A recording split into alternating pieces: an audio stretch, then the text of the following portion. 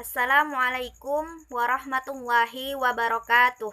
Alhamdulillahirabbil alamin, wassalatu wassalamu ala asrofil anbiya'i wal mursalin wa ala alihi wa sahbihi ajmain.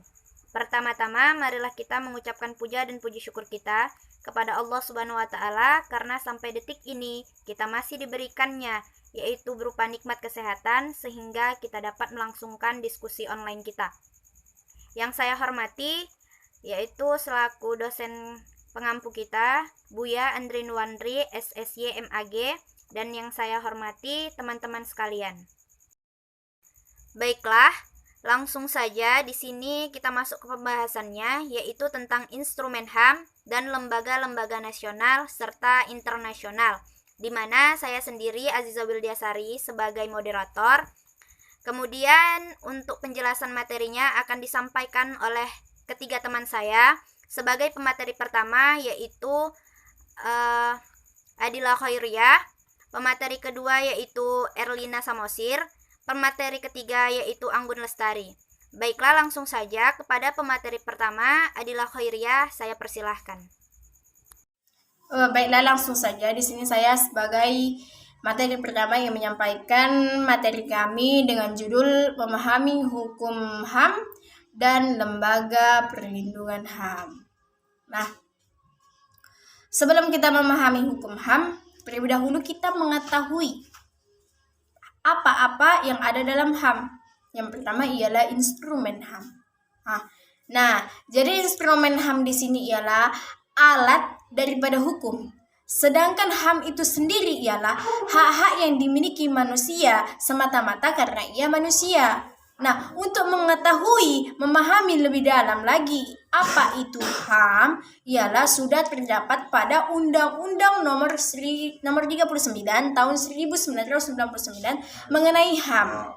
Jadi HAM itu sendiri sebagai perangkat hak yang melekat pada hakikatnya dan keberadaan manusia sebagai makhluk Tuhan yang Maha Esa dan merupakan anugerahnya yang wajib dihormati, dijunjung tinggi, dan dilindungi oleh negara, hukum, pemerintah, dan setiap orang demi kehormatan serta perlindungan harkat dan martabat manusia. Jadi di dalam HAM itu terdapat prinsip HAM. Yang pertama ada universal, di mana universal ini merupakan prinsip yang tidak bisa lagi dicabut. Dikarenakan apa? Dikarenakan hak asasi itu sudah melekat pada diri manusia sejak mereka lahir.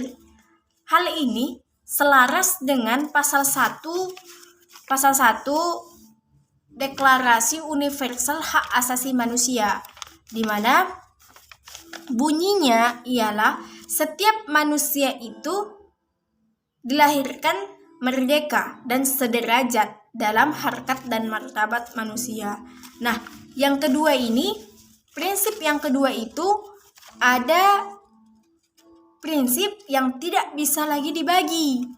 Baik HAM, baik itu sipil, politik, sosial, budaya, dan ekonomi, semua inheren menyatu sebagai bagian dari harkat martabat umat manusia yang tidak bisa dipisahkan. Nah, jadi konsekuensinya semua orang memiliki status hak yang sama dan sederajat dan tidak bisa digolong-golongkan berdasarkan tingkatan hierarkisnya. Nah, prinsip yang ketiga ini ialah saling bergantung dan berkaitan. Baik secara keseluruhan maupun sebagian, pemenuhan dari satu hak seringkali bergantung kepada pemenuhan hak-hak lainnya. Nah, contohnya nih, dalam situasi tertentu, hak untuk mendapatkan pendidikan atau hak memperoleh informasi. Nah, itu merupakan hak yang saling bergantung satu sama lain. Terima kasih kepada saudari Adila Khairiyah yang telah menyampaikan isi daripada materinya. Selanjutnya akan dibahas oleh pemateri kedua kita, yaitu Erlina Samosir. Kepada saudari Erlina, dipersilahkan. Selanjutnya saya akan membahas tentang instrumentasi hukum HAM pasca rezim Orde Baru. Pengkajian ulang instrumen produk hukum baru dengan HAM yang berkaitan dengan HAM dilakukannya dengan progresif dan responsif. Apa itu progresif?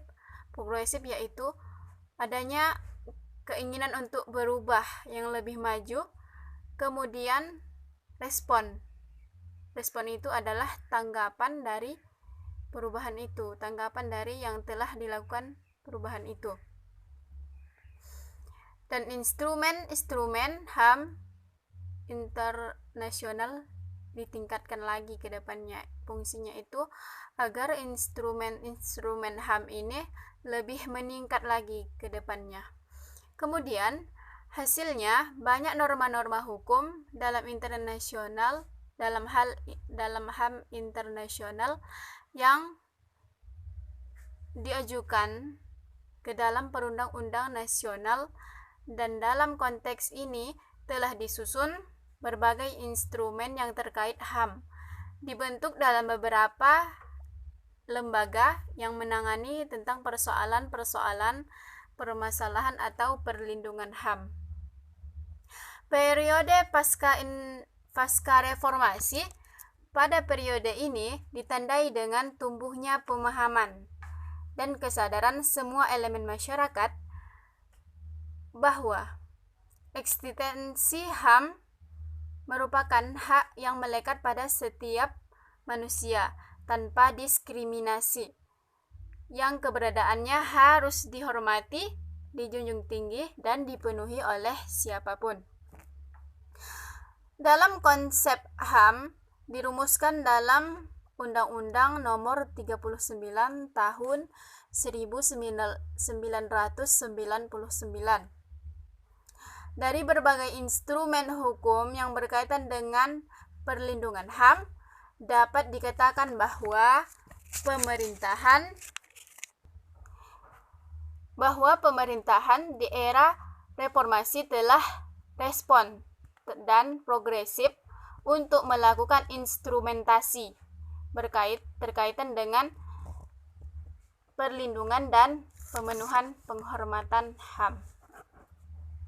Namun demikian, ada dua catatan yang penting yang berkaitan dengan instrumentasi hukum HAM pasca reformasi, yaitu respon dan progresivitas pemerintah terhadap instrumentasi hukum HAM belum begitu kuat menjamin perlindungan dan pemenuhan substansi untuk perlindungan HAM secara material di dalamnya. Dari itulah pembahasan mengenai instrumentasi pasca reformasi. Selanjutnya saya serahkan kepada moderator. Baiklah, terima kasih kepada Saudari Erlina Samosir yang telah menyampaikan isi daripada materinya. Baiklah, untuk pembahasan berikutnya, kepada pemateri ketiga yaitu Anggun Lestari, saya persilakan. Assalamualaikum warahmatullahi wabarakatuh. Saya Anggun Lestari. Di sini saya akan melanjutkan materi berikutnya, yang mana materinya adalah lembaga perlindungan HAM nasional dan internasional. Perlindungan dan pemenuhan HAM menjadi sangat penting setelah jatuhnya rezim Orde Baru.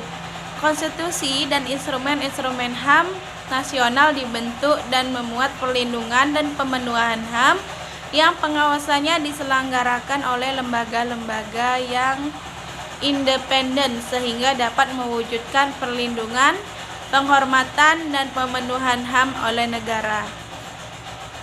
Ada 10 lembaga-lembaga perlindungan HAM yang ada di Indonesia. Yang pertama yaitu Mahkamah Konstitusi atau MK. Mahkamah Konstitusi berwenang menguji undang-undang terhadap konstitusi atau dikenal dengan constitutional review.